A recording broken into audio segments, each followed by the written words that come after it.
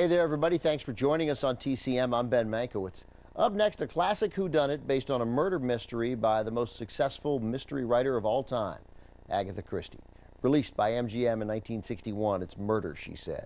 The story centers around one of Christie's best-known characters, a sweet little old lady who has a knack for solving crimes. Her name, Jane Marple, better known as Miss Marple. As the story begins, Miss Marple is riding a train, and when another train passes, Miss Marple sees from her window what appears to be a murder occurring, a woman being strangled. When the police refuse to believe her story, Miss Marple decides to do some investigating of her own.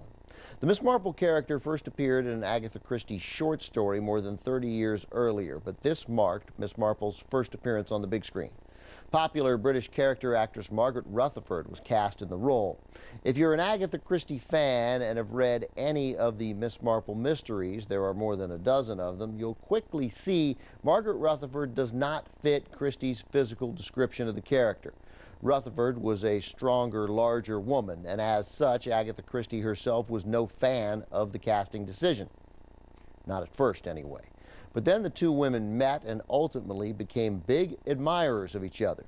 Christie even dedicated one of her books, The Mirror Cracked from Side to Side, to her friend, Margaret Rutherford. And although the Angela Lansbury television series Murder, She Wrote isn't precisely an American version of Miss Marple, it is not too far off, and the title of the show was clearly inspired by this movie. From MGM in 1961, also featuring Arthur Kennedy, here's Murder, She Said.